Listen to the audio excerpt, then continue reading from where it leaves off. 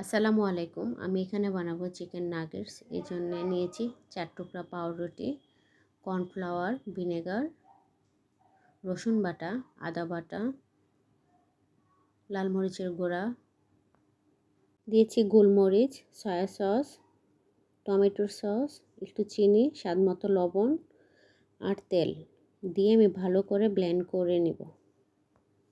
এখন আমি যেখানে বানাবো এখানে তেল লাগিয়ে নিব আমার হাতে আর ওইখানে। তারপর ভালো করে চেপে চেপে আমি সাইজ মতো কেটে নিব একটা ছুরি দিয়ে। তারপর লাগবে আমার ডিম, ময়দা আর ব্রেড ক্রাম। এখন আমি ময়দার সাথে লাগিয়ে ডিমের মধ্যে চুবিয়ে তারপর আমি ব্রেড ক্রাম লাগিয়ে নেব। এরকম করে আমি সবগুলা নাগেটস বানিয়ে নেব।